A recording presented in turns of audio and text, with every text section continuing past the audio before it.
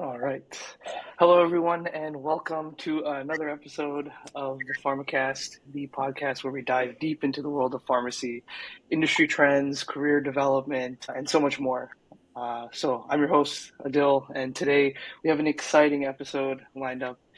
Whether you're a pharmacy student, someone considering a career in pharmacy, pharmaceutical industry, or you're a seasoned professional that's just maybe looking for a change, we're here for fresh insights, and this is the right place for you. So, in today's episode, we're going to be exploring key topics, different experiences with our guests today. So, we're going to unpack everything from industry innovations to networking strategies and beyond. But before we dive into that, let's meet our guest, Peter Daley from Takeda. He's currently a fellow there. Peter, if you could quickly give us an introduction. Again, thank you for being on the show. Yeah, Adil, thank you very much. Really appreciate being on the show. Like you said, my name is Peter Daley. I'm a second year global medical affairs fellow at Takeda. So we are stationed over at 500 Kendall Square, and there's various other buildings throughout Cambridge where we're in. But 500's HQ for me, and then we're building a beautiful building right next door too, which will house our research and development and whatnot. But yeah, like a little bit about myself. I originally went to Bates College up in Lewiston, Maine. Funny enough, I have a sports background, played football there, which definitely has had a lasting impact not only on my life, but in my career as well. Multiple things take it from that. Just the regiment, being able to communicate, time oriented.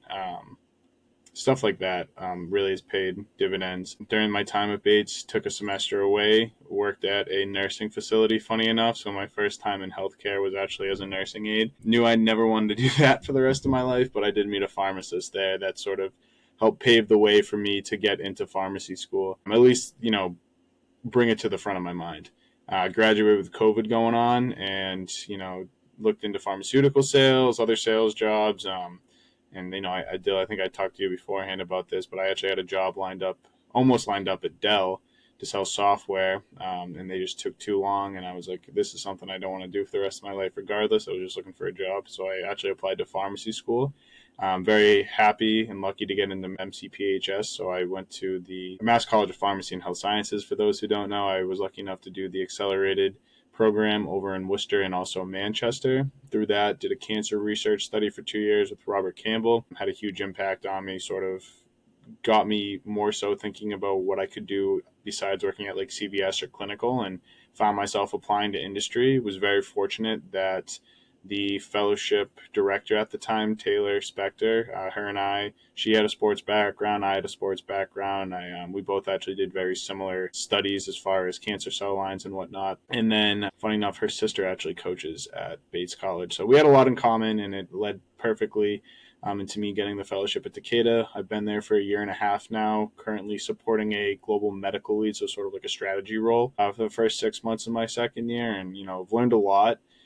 Extremely grateful for the opportunity, and now I'm trying to pursue opportunities outside of the fellowship as a full-time employee, but I have nothing but great things to say about the program this far, and just really looking forward to diving into it a little bit more with the deal. Sweet. So you're talking about your fellowship. Could you give us a little bit more insight into what like the fellowship's like? What have you Yeah, learned so far? Is it through MCPHS? Is it solely through Takeda? How does that work? You're saying yeah, it's a year and a half so far now.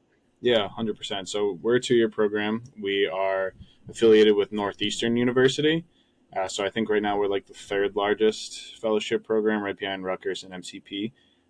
Yeah, it's so I'll sort of break it down how we go about it. It's like I said, 2 years. So the first year we do 4 rotations, which are 3 months long. So there's two core functions and then two electives that are made up within that first year. The core functions are publications and also medical communications. So those are the true backbone behind the fellowship. And then we have two electives that we get to pick from within global medical affairs. So that's either our scientific training, our medical excellence team. We also have evidence generation, medical information is another one. And then we actually brought in a new one, which is essentially medical project management. So, dealing with budgets, sort of understanding and helping driving strategy within the team. So I wasn't fortunate enough to get that one, which is a shame, but our first year fellows are lined up to do that. And then the second year is a culmination of either a full year of one of the core and or elective rotations that you had the first year, or how I did it was broke it into 2 6-month rotations, one of which being a global med strategy lead rotation. And that has been, like I said, phenomenal. A lot of strategy. I do a lot of KOL engagement, advisory board planning, and steering committee planning, which is essentially just helping, find these different people out in the field, key opinion leaders, and help bring them in and sort of guide us on the assets that we're working on to help with our launch strategy and whatnot. So that's sort of like the what our program is in a nutshell. I think we're really fortunate too at Takeda that I think our company really fosters a sense of learning. People really they want fellows to be on their team because they know we bring a fresh mindset. I've never heard anyone say no, like I don't want a fellow here doing this or I don't want them doing that. They might guide us on a different project in the same realm, but I've never heard someone say, no, I don't want them working with us. So overall, Takeda, I've been really fortunate. We went through a tough time with some layoffs, but I think even so, it's really opened up a lot of opportunities for us to step in and fill that void that otherwise was filled by a full-time employee before us and really show us our worth within the global medical affairs space. So yeah, nothing but, like I said, nothing but really good things, experiences, if you will, that I've had so far with the fellowship program. That's awesome to hear. I had heard you mention something about medical communications. I think I've had a little bit experience in terms of medical communications. I worked in at like Precision AQ. Mm-hmm. I think it was Precision Medicine Group before. So I did like kind of like a medical writing, Yep. got some experience. Like I think there was I think it was called Cologuard, and then like I worked on it for like a few months and Okay. kind of got an idea of how it worked. But if you could like touch into that a little bit more, like what that was like for you, like that kind of experience, because a lot of people, most of their experience that I've been seeing, it's really more visual on LinkedIn is like medical affairs and those types of things. A lot of those more people are really vocal about those types of positions, but medical communication is something that haven't really like delved super deep Yeah. into. 100%. Yeah, I can dive into it a little bit more. The way I see medical communication, so like it's so within global medical affairs, I always explain it as like this giant umbrella. That's what GMA is, and within the umbrella is global medical communication. So it's one of the rotations or one of the functions within the larger spectrum of what GMA is.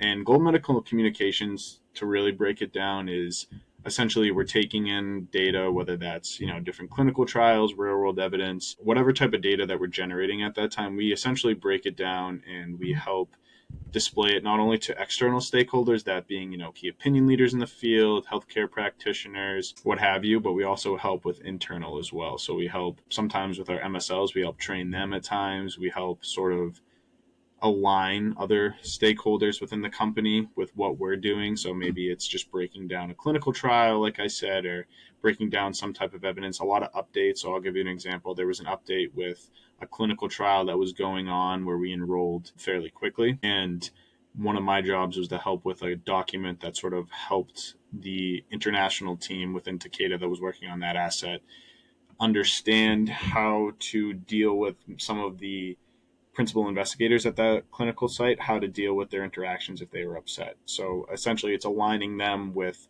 how we want to go about executing what's being said to the outside world, right? So that's a lot of that. It's obviously, like with anything in industry, it's a lot of slide decks. We have these things called what's it called? It's escaping me at the moment. Beside that, like we'll go to congresses a lot or just conferences. We're in charge of booth build for the most part, so we'll have a beautiful booth. If you have a product that's on the market, you'll also have the commercial booth normally coupled with the medical booth. The whole thing about medical, right, especially from a global medical communications perspective, is we're reactive in the sense of we're having people come up to us and we're answering questions to them. We're not actually going out and engaging them. Hey, look at what we have. Like, look at our product. And within that booth, we'll have things like MRFs, so medical information request forms, that people like healthcare professionals come up and ask us, hey, I have this question. We might not be able to answer it, so we'll have them fill that out. We have other types of material, such as our different clinical trials going on, our pipeline up on the wall. I've seen some companies have small little games that are supposed to be more reactive and more learning tools, and I've seen that too been done with us as just learning modules and whatnot. But yeah, like that's essentially how I see it. Is we take in that data and we sort of help align and break it down both internally and externally. And when we go to these conferences, we are sort of seen as like the face of the company, if you will, where we're staffing the booth, we're interacting with these healthcare professionals, and we're really making sure that we're not only being what's the word? We're being compliant under the regulations whether if it's in the United States or a different country internationally. We're being compliant and really showing off the company in a proper way. So that's sort of what MedComs is in a nutshell. And the word I was thinking about earlier is a scientific communication platform. So every asset, specifically in Takeda, will have one of those. It harbors our clinical trials, our competitors, what have you. So that's another thing that we sort of have, and it's sort of common practice throughout the industry in itself with a lot of companies. But we do a lot of stuff like that. So I know I sort of spieled for a little bit. So if you have any other questions, sorry, Dylan, I sort of went off on a tangent. No, that was good because I think that made it clear for a lot of students trying to understand what medical communications is. Because a lot of times, I think my understanding is that we're making claims as a company, and at the same time, we need to back that up as much as possible so that one, we're not making false claims because there's a lot of people that aren't medical that I Right. was noticing there's a lot of people that are like strategy, there's a lot of Yep. people that are different types of functional groups that don't have that PharmD background, don't have that any science PhD background at all whatsoever. So making sure that we're kind of like leading them, if that's what you're getting at, right? Like we're kind of like making sure at the forefront that everything that we're saying is right in Yeah. terms of the mission and whatnot. 100%. Yeah. Make like I Okay. said, making sure that people are aligned between our commercial team, other teams within Gold Medical, and maybe Mhm. regulatory all throughout. Yeah, I think that's the biggest thing too. We always talk about like a one Takeda, right? So like it's just making Okay. sure Yeah. we're aligned appropriately, so we're speaking the same narrative for whatever asset we're working. Okay. Okay. That's really cool. I appreciate you sharing that because I think a lot of people like they don't know like there's so many like nitty gritty like different like parts of the industry Yeah. and like we hear like the big one like MSL like left and right and we hear like reg affairs we hear like these different things but like there's so many more different positions that Oh, we 100. don't really get to talk about so I really appreciate you diving into that one. Yeah, absolutely, man. So I guess kind of transitioning a little bit. So Yep. kind of jumping into some of the trends that you're seeing in the industry today, being at Takeda or just Hmm. being in the space in general. With so much innovation happening and, I'd love to hear your perspective on these changes that are shaping, the future. I think I've talked to some other people, some of them are talking about like the different laws that are being passed and things like that, or whatever the case is, maybe there's some type of key trend or innovation that you've been noticing. Is there anything off Yeah. the top of your head that you think?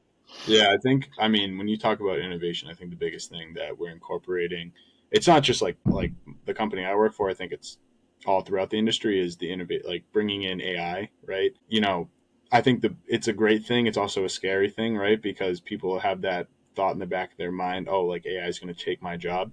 After working with it, it won't. Like as far as what I've seen, that like it it is a great tool that will help you if you're stuck, you have writer's block or you're trying to put something together. It's a great tool to sort of get some ideas going just by punching in a prompt to. So like we have an internal, what's the word? An internal large language module in LLM, which is like our AI, because as you know, when you punch into these large language models that are public access, like chat and whatnot, they sort of take in that information, right? So we're trying to make sure that we're protecting ourselves. So we use a different platform that I use a lot of for like internal work, and like I said, it's a phenomenal tool. It's helped me out. Putting together emails, proofreading. Sometimes if I'm trying to put together a slide or something like that, I'll be like, hey, can you give me some ideas on how you would put this together, like putting together a chart versus maybe a graph or however you might want to display certain data.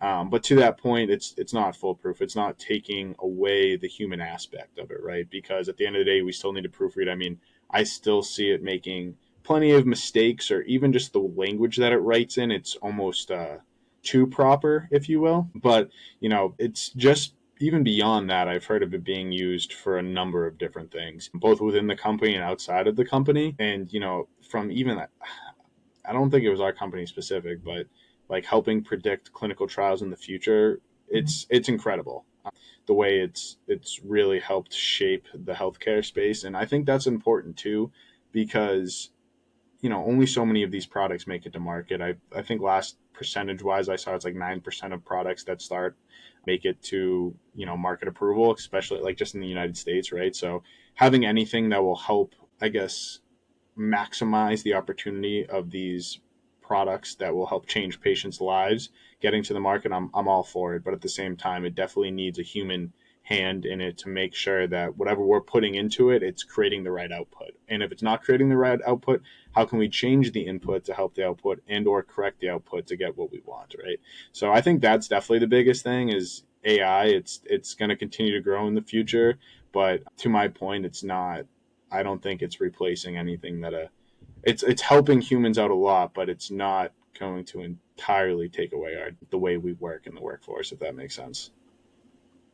Yeah, I think the huge thing is like a lot of people see it as something that students see it as something that's like, oh, I can use it, get ahead. Right. But I think the reality is like utilizing it for efficiency.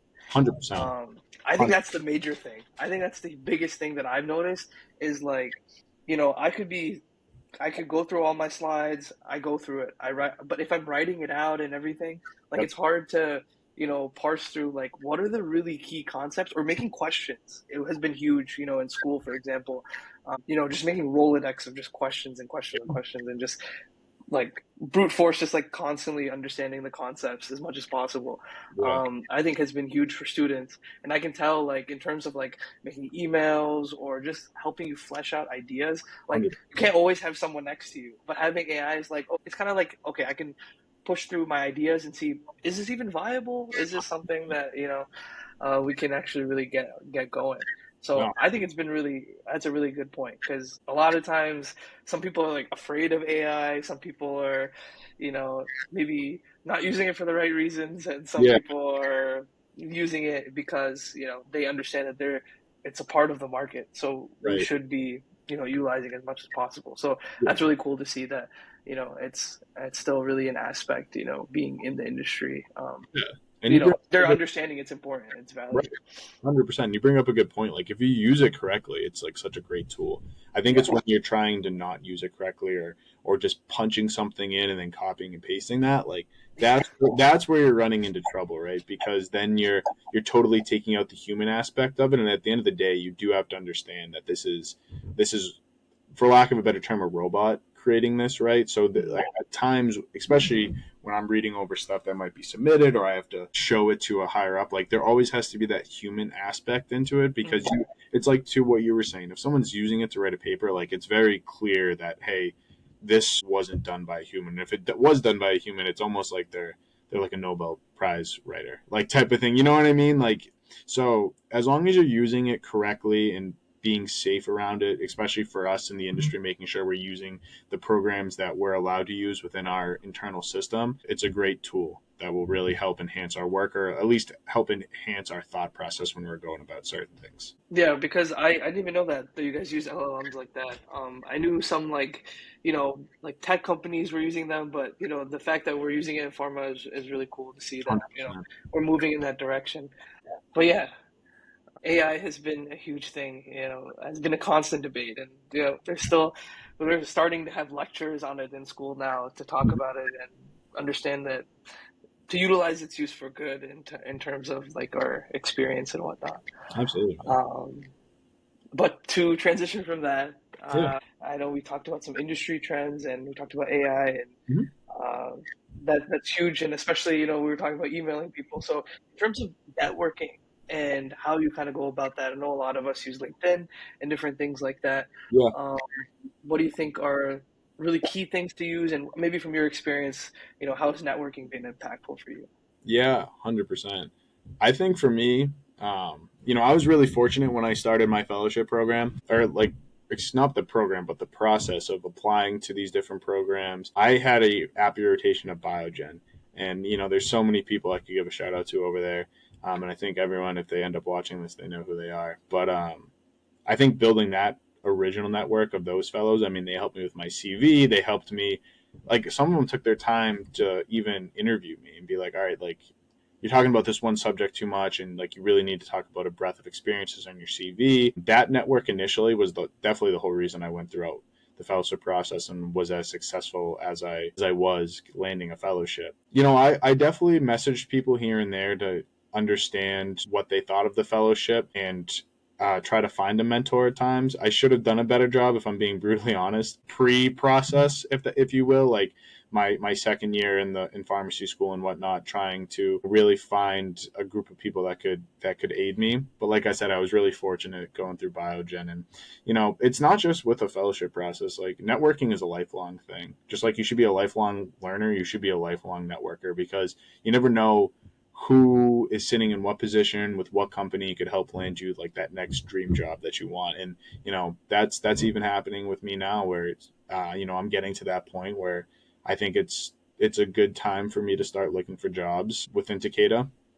But even like talking to people I've built a network with, within Takeda obviously, but outside of Takeda too, has been really helpful. Just even getting a referral or getting your foot in the door, because people will find out real quick that it really is about who you know in this world, right? You have people applying to different jobs, and there might be 100 candidates within 2 days applying to one position, whether that's in house or out in the field, whatever it may be. It's super super helpful having a referral, or hey, like, do you know someone who worked at this company? Oh yeah, so and so referred me, and you're putting that in the application. That goes a really really really long way. And I felt like I've done a very good job of building out my network, primarily within Takeda. I mean, I do have a small network outside of Takeda, but building it within Takeda has definitely been a reason why I've applied so much in-house, well, within the company, that is. Having people being able to vouch for me or say, like, oh, I've seen Peter work at a booth at the American Academy of Dermatology or whatnot like that, and like I can stand up for him and say, like, he does a good job. I think he's the right fit for this role. So yeah, for me, it's networking it's been a huge part of the job. And don't get me wrong, you gotta do a good job. People like you for who you are, but you got to make sure you can back up who you are with the work you do. But it's definitely been the main reason that I've had as much fun as I've had at this in this role at Takeda, but also why I enjoy the company so much is because I've built such a vast network, and I do have a lot of friends at the company. They might not be my age, they might be older than me, younger than me, what have you, but we all get along. We're able to bounce ideas off each other and stand up for one another when, they might need a referral, or they might need to ask me to, give them a mid-year review or whatever it may be. So definitely a huge thing that, doesn't just stop after the fellowship process. Yeah, definitely. I wanted to ask, in terms of like when you were in pharmacy school, Yeah. uh, I guess were there a lot of people interested in industry at the time? Did you know like other people? Because I've talked to some other pharmacists, and some of them were like, "Yeah, I was the black sheep in my school," or this or Yeah. that. What Yeah. was that like? But I know you were MCPHS, so there's probably a Yeah. decent amount of people. But well, I guess what that was like. Yeah, you're good, man. Like, it's funny, yes and no. Like, Boston, I think it's very industry heavy. The campus that I went to, because it was an accelerated campus, we were only there for 3 years, even less than that. I think it's like 2 years and 10 months. We go throughout the summer, so we really just we tried to get in and out. And I think there's a lot heavier community slash clinical base. That being said, I still think there was a handful, if I don't know, maybe 15, 20 people, give or take, that were very interested in industry. Maybe there was more. I don't really know. I wouldn't say I was the black sheep. I was really fortunate, actually. I have a great friend group. You know, actually, I was with one of my friends Thursday and went out together to a networking event and then grabbed a drink together afterwards. We were in it together. Like, we were in the same lab together. And funny enough, what was it? I think out of the 6 or 7 of us close friends, I think 5 of us landed at Takeda with a fellowship. So it was just funny how that all worked out. It wasn't planned like that. But I wouldn't say my school puts a heavy emphasis on industry. I was more so lucky that I found a group of people that were like-minded like me, wanted a fellowship, and we really worked really hard. We were competitive, but not amongst one another. It was more internal competitiveness. We were able to bounce ideas off one another. I remember I was actually another Peter that I'm close friends with. We were in the labs next to each other. So we, like, some days we'd be like, oh, like, I'm interviewing with this. Oh, I interviewed with this company. Like, here's some of the questions you need to be prepared for, or vice versa. And like, even just like sitting down during our downtime in the lab, or during lunch or whatever, and just interviewing each other was a huge aspect for us. So yeah, like I said, I wouldn't say that's typical per se. I mean, I know our schools aren't huge on pushing industry. It's more, like I said, clinical. But for me, it was just finding that right group of friends and just bouncing ideas off each other. And you can clearly tell it all worked, because I think all of us landed a fellowship, except for one who actually got a full time role. So it's like, I don't know. It ended up working out really well altogether. Yeah, I think that's huge, and a bunch of people just landing fellowships like that. I mean, you guys obviously put in the work, and you guys made it now, so you guys are there. So now it's a matter of you know make Getting those connections good and get yeah, that full time job right after. That's huge, but you're one step ahead of most people that are already yeah, there. I'm sure it wasn't an easy feat because it's big because especially like at my school, I go to Neomed. yeah, We don't really have a huge emphasis on it, and I've kind of like been trying to push it as much as possible, right. within the recent year and whatnot. And there's some people that are interested, but sometimes they're P4s, and it's really hard to like, you know, just gotta apply and just get it moving. But I Right. kind of want to move the needle and kind of Yeah, get the idea flowing because like a lot of people they don't really know much about industry at all. no, and I think it's a great initiative you started here. You're being a trailblazer, if you will, I right? hope so. Yeah, I mean, no, it's awesome, man. That's the biggest thing, and then you pay it back, right? 100%. Paying it back's the best thing because then you see it after and you hope that more people can, you know, also follow not follow in your footsteps, but like also hope to be like, Right, in the same place that you wanted to be and that same passion that you have for something. 100%. Um, but yeah, I think industry has been something that I've been trying to push. My school's in a very rural, like it's in Rootstown, Ohio. Like it's like maybe Okay, an hour from Cleveland, so okay. it's been a good experience. I've got to meet a lot of really good people and a lot of people that are very like focused on what they want to do. So I'm really happy that I've been able to get this experience so far, and I met so many people from so many different schools that it's really opened my horizons in terms of the experience. Dope, man. Um, but yeah, so I guess moving on to the next thing, I kind of wanted to ask you about, some types of hurdles that you may have Yeah, experienced. Career path is without those. I guess it comes with working in whether the pharma industry or just going through school and whatnot. And I'm sure our listeners would appreciate whatever advice you have because, a lot of people are going through different things and, whatever advice you have on overcoming those things. like I think it's super cliche to say, but it's so true, and I think like 80, maybe 90% of people you interview or talk to will talk about this in the industry. We're surrounded by such like high intellectual human beings. People who have their MDs, their PhDs, their PharmDs. Like everyone was head of their class, or did very well in school. Like, and if they didn't have like that background, they did phenomenal work beforehand, maybe with an agency to get into the industry, right? But like to my point, I think the biggest thing is just imposter syndrome. Like there was nothing that could have prepared me for that, and it's yeah. Like there was no amount of work I could have done before or after. There's no internships. Well, maybe an internship would have helped, but like there's nothing that's going to prepare you to be in that environment and feel comfortable right away. I mean, maybe some people were, but from whom I've talked to, it's very few and far between. And yeah, like for me, it was those first 3 months was really just trying to like understand what was going on. And I tell the first years that work with us now, it's okay. Like just be a sponge. Like don't. Like, it's okay to ask dumb questions. And if someone snarks at you or says something like forget about that person. That's someone you don't want to work with. Yeah, like just ask questions, be present in meetings. And that was one of my biggest mistakes. I was so infatuated in wanting to produce such good work that I felt like the meetings I was trying to get work done. And it's no, no, no, no. Like you're in a fellowship to learn. And that was like another big thing for me is like you're only going to get over imposter syndrome by gaining knowledge. And as soon as I like figured that out, like my confidence and my potential, I feel like really shot through the roof. But like I said, it took me like some time. It almost took me like 3 to 6 months to really feel settled in. And imposter syndrome, it's going to be something that follows me into my first job and jobs to come after that. But it's something where the more experience, the more questions, the more mistakes you make, the more comfortable you feel because then you understand, oh, this is how the role is done, this is how you do this. And there's nothing better than when you sit in a room, you ask a question and someone's like, that's a great question, and then like some people come up to you afterwards and be like, hey, I'm happy you asked that, I was thinking the same thing.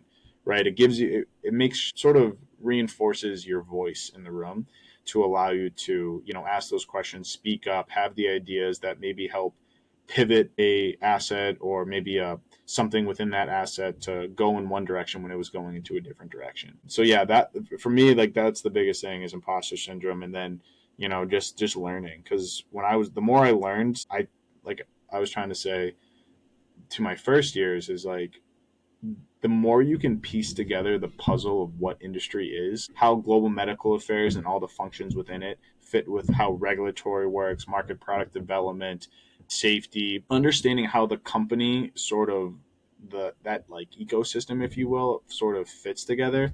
That's where your potential will be limitless, because then you understand, how clinical does things, how we do things, how regulatory does things, and you're sitting in these meetings, you're understanding why we're having these meetings, you're understanding your voice in these meetings, you're understanding why we're doing things the way we're doing, why our strategy is the way it is.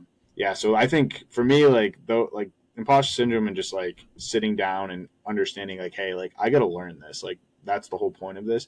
Those were like the two biggest things, and I still suffer with it, like I said, but it's obviously a small little thing compared to what it was when I first started. And that's just because I gave myself the time to sit down and be like, hey, like the more you know this stuff, the easier it's going to be, type of thing, right? So, yeah. Sorry, spieled again. No, no, that's perfect. I think it's huge that one, you recognize that that might be something that, we need as students, like a lot of us will deal with that, and for sure. And whoever people that are feeling imposter syndrome need to understand like the experience that they're in, and like you were saying, like you're there, learning is the biggest thing. That's the whole thing. Being inquisitive, asking those questions.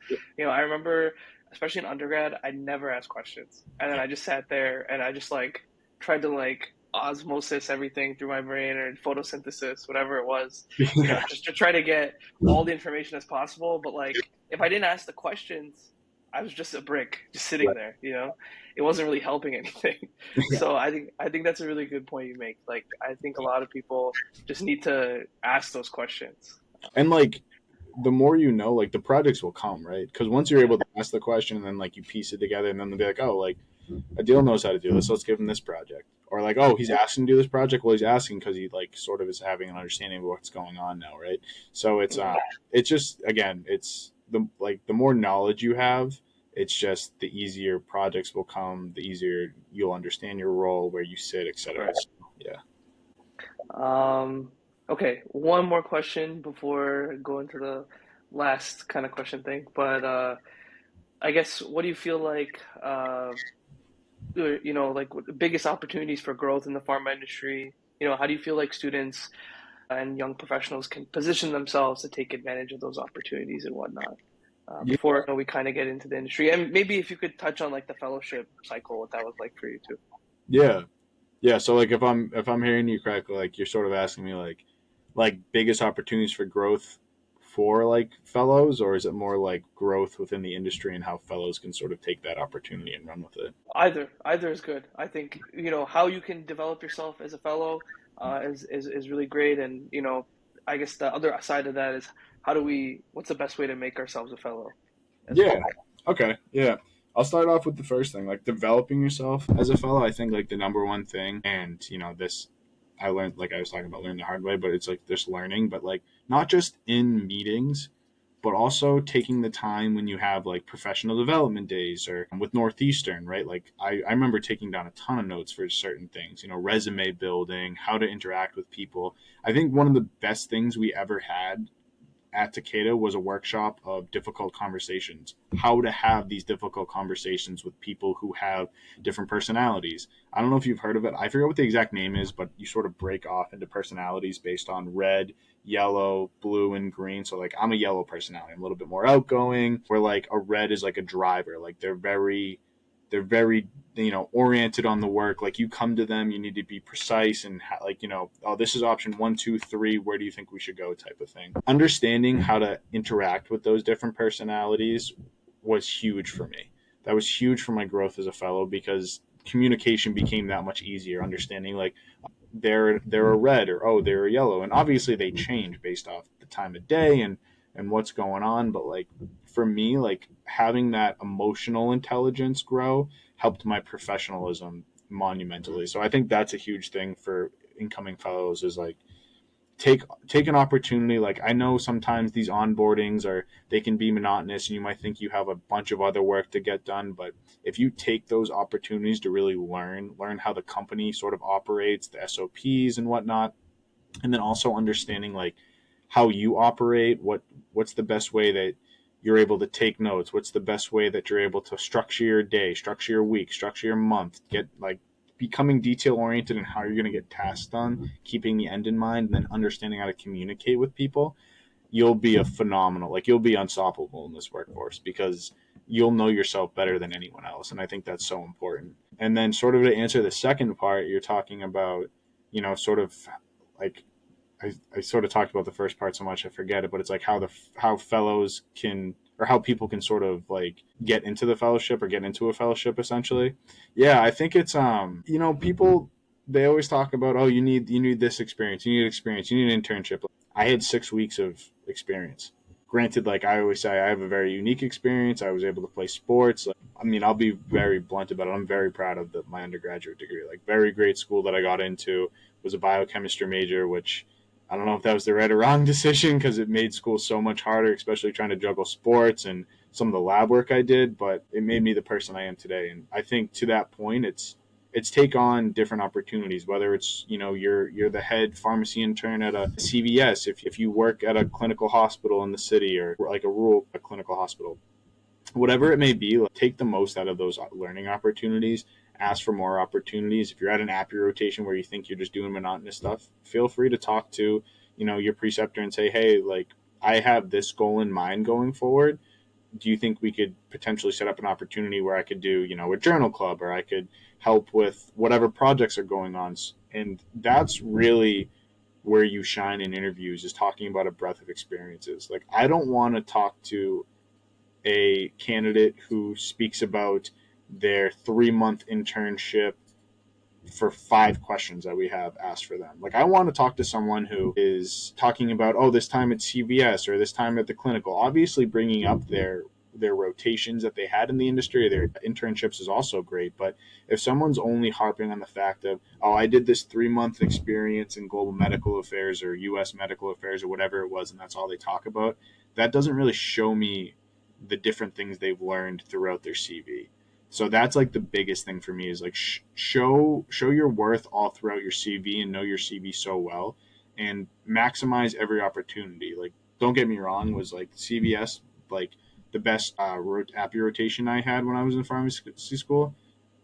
Honestly, I had a lot of fun doing it, so I wouldn't say no. But like, I maximized that opportunity because I enjoyed working in the team and I took things from that, and then I was able to apply that into the interview. So don't be. I always say, don't be one dimensional when it comes to these interviews with for fellowships. Like, know your CV, have a breadth of experiences, and then always talk about what makes you unique, what makes you the reason that they want to hire you. Right? For me, that was a couple different reasons. I remember they asked me, teach me something in 60 seconds. I had a football next to me and I taught them how to throw a perfect spiral. Now, can I throw a perfect spiral? God, no. But it was something about me that sort of showed, oh, this is like who Pete is. This is what he enjoys. And that was sort of just like the icing on the cake. And I sort of built up, like, he does research experience for oncology, he had a little bit of experience in industry. Like, he's worked for 2+ years in a clinical hospital in Boston. So it was like sort of just building up, and then just like I said, showing who you are as a person and why they want to work with you is, I think, like the best recipe for success. Just not being one dimensional. Huge. That's big. I like that. Yeah.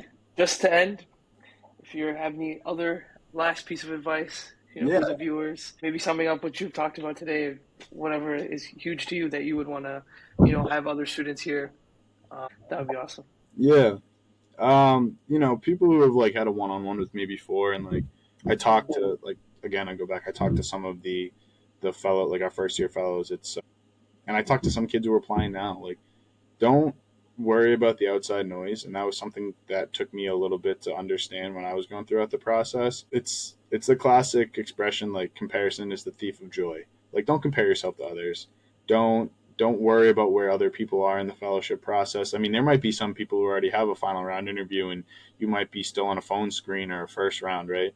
But you don't have to worry about that. Like, you have to worry about yourself. And I always say, like, put the blinders on, sort of just cut out the, like, that excess noise. And people asking, oh, how are you doing, what's going on here? Like, some people might genuinely want to know, but if they're trying to know just so they can one up you or something like that, just ignore them. Worry about yourself, because if you worry about yourself and you put the work in and you're practicing interview questions, you're piecing together interviews, you're networking, you're building a breadth of experiences that you can talk to during an interview, and you build out a CV and you put work into that CV, have people review it, like, you're going to be fine.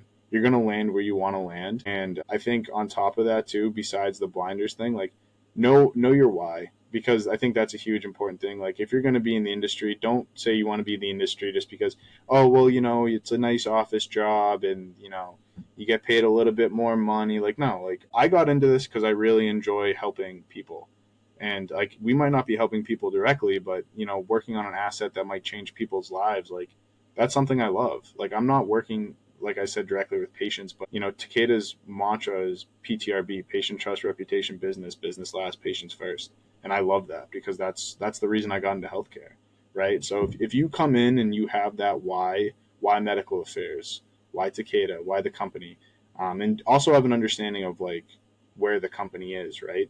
Because sometimes some companies, they might not be in a position that, or they might historically not hire on fellows, right? So just have a good understanding of where that company is, and like I said, why you want to work for the company, why you want to work in said function. That those are two huge things. And then at the end of the day, worry about yourself. Put your best foot forward. Don't worry about other people because you can't control what they're doing. You can only control what you're doing. That's like sort of the big three things for me. Yeah, and if you do those, you'll be successful no matter what. Yeah, I really like that.